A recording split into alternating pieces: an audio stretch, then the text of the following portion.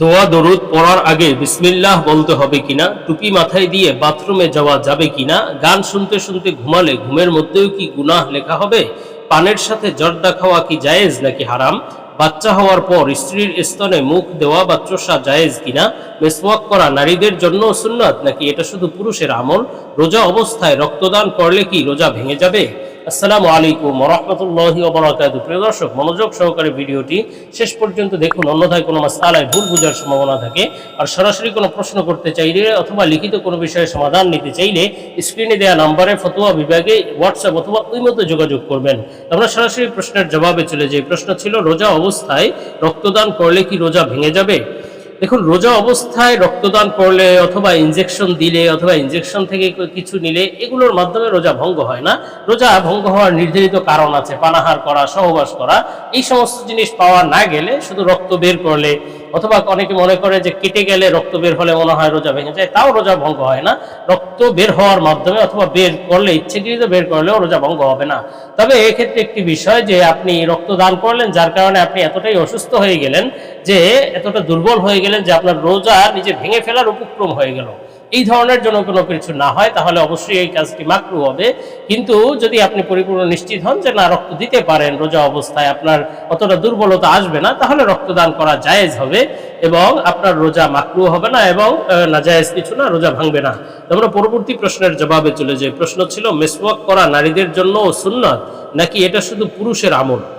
দেখুন, মেসওয়াক করা নবীজির একটি সুন্নাত, আর নবীজির উম্মত হিসেবে পুরুষ নারী সবার জন্যই মেসওয়াক করা সুন্নাত। এটি শুধু পুরুষের আমল নয়, মহিলা সাহাবাদের থেকেও মেসওয়াক করার আমল প্রমাণিত। সুতরাং মেসওয়াক করা পুরুষ নারী নির্বিশেষে সবার জন্যই সুন্নাত এবং অত্যন্ত ফায়দার আমল। কিতাবের মধ্যে আছে যে মেসওয়াক করলে 70টি ফায়দা।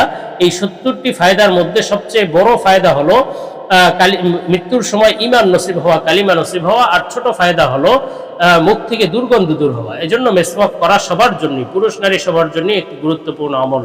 আমরা পরবর্তী প্রশ্নের জবাবে চলে যাই। প্রশ্ন ছিল, বাচ্চা হওয়ার পর স্ত্রীর স্তনে মুখ দেওয়া বা চোষা জায়েজ কিনা।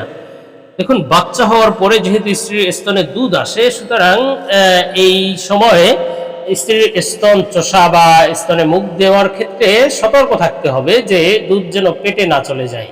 কেননা স্ত্রীর দুধ পান করা বা স্ত্রীর স্তন থেকে দুধ পেটের ভিতরে যাওয়া বা ইচ্ছাকৃত গিলে ফেলা, এটা কিন্তু অবশ্যই হারাম এবং গুনাহের কাজ।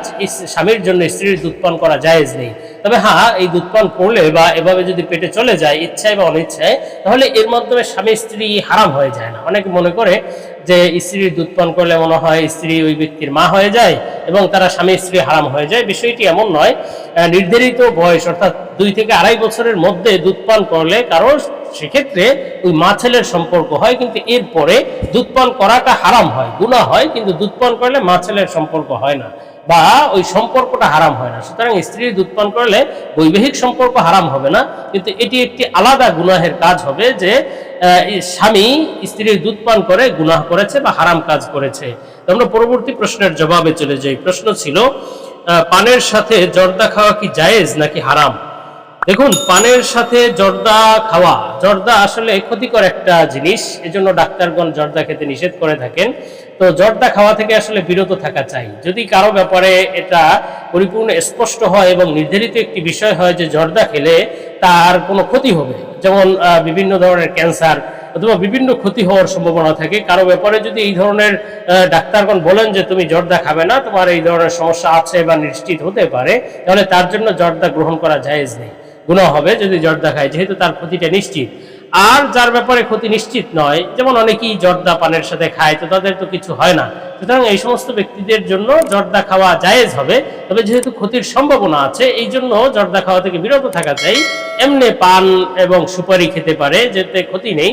চুনেও ক্ষতির সম্ভাবনা থাকে ডাক্তারগণ বলেন, এবং জর্দায় ক্ষতির সম্ভাবনা থাকে, সুতরাং এই দুইটি থেকে বেঁচে থাকাই ভালো।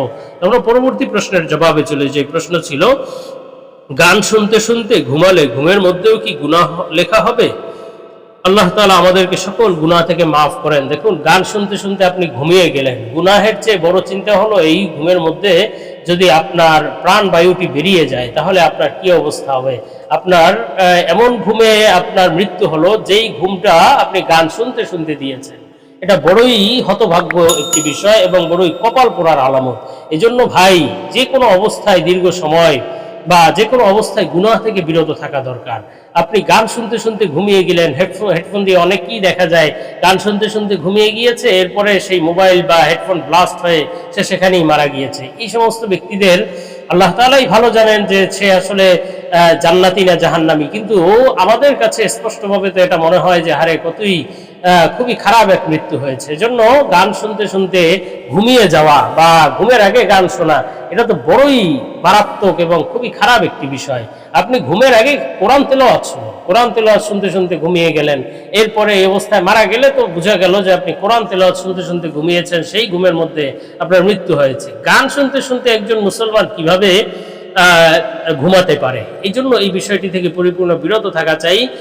ঘুমের আগে সবসময় দোয়া কালাম, তারপরে নির্ধারিত যেই কোরআন তেলাওয়াত, সূরা ফাতিহা, তারপরে 3 কুল, আয়াতুল কুরসি, সূরা ইয়াসিন, এই সমস্ত আমলগুলো করা চাই। গান শোনা অথবা মুভি দেখা এইগুলো থেকে ঘুমের আগে বিরত থাকা চাই। আল্লাহ তাআলা আমাদেরকে হেফাজত করেন। আর গুনাহ লেখা হবে কিনা গান শুনতে শুনতে ঘুমিয়ে গেলে, আসলে গান যতক্ষণ পর্যন্ত সে শুনেছে ততক্ষণ পর্যন্ত তো অবশ্যই গুনাহ লেখা হয়েছে, কিন্তু এই ঘুমিয়ে গেলে, গান শুনতে শুনতে যদি ঘুমিয়ে যায়, ঘুমের পরে হয়তো তার গানের গুনাহ আর লেখা হবে না, কিন্তু এটা অবশ্যই আল্লাহ তাআলার রহমত থেকে দূরত্বের কারণ এবং আল্লাহ তাআলার আযাব এবং গজবের কারণ হতে পারে। আমরা পরবর্তী প্রশ্নের জবাবে চলে যাই। প্রশ্ন ছিল, টুপি মাথায় দিয়ে বাথরুমে যাওয়া যাবে কিনা?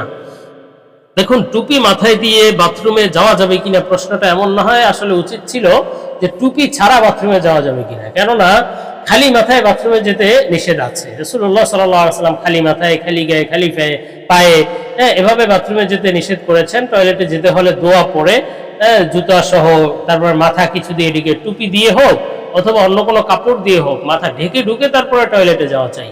খোলা মাথায় টয়লেটে যাওয়া উচিত নয়। তো আপনি মাথা ঢেকে যাবেন, এখন সেটা অন্য কাপড় দিয়ে হতে পারে, টুপি দিয়ে হতে পারে, কোনো সমস্যা নেই।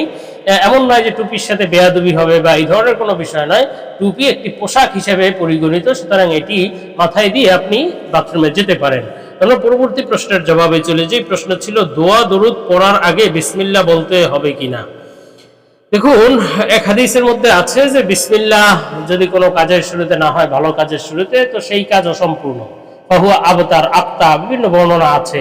আসলে এই বিষয়গুলো নির্ধারিত কাজের ব্যাপারে, অথবা সাধারণ যেই কাজবাজ আমরা করি। কিন্তু দোয়া দরুদ পড়া, দরুদ শরীফ পড়বো আমি, আল্লাহুম্মা সাল্লি আলা মুহাম্মাদ, প্রথমে বিসমিল্লাহ পড়তে হবে কিনা? অথবা আমি কোনো দোয়া পড়বো, খানার আগে দোয়া পড়তে পারি, অথবা ঘুমের আগে দোয়া, তো এক্ষেত্রে আগে বিসমিল্লাহ পড়তে হবে কিনা? দেখুন, প্রথম যদি যুক্তির দৃষ্টিতে, ওই হাদিসের দৃষ্টিতে যদি বলা হয় ভালো কাজের শুরুতে বিসমিল্লাহ, তো এক্ষেত্রে এগুলোর শুরুতেও বিসমিল্লাহ বলা যায়। কিন্তু নবীজি সাল্লাল্লাহু আলাইহি সাল্লাম থেকে দরুদের আগে অথবা দোয়ার আগে বিসমিল্লাহ পড়ার বর্ণনা নেই। সুতরাং বিসমিল্লাহ দরুদ শরীফ পড়ার আগে অথবা দোয়া পড়ার আগে বিসমিল্লাহ পড়ার প্রয়োজন নেই। অন্যান্য কাজ অথবা যে সমস্ত ক্ষেত্রে আমরা সাধারণ যে ভালো কাজবাজ করি বা এমনি কাজবাজ করি, এগুলোর ক্ষেত্রে বিসমিল্লাহ বলবো। দোয়া দরুদ পড়ার আগে বিসমিল্লাহ বলা জরুরি নয়।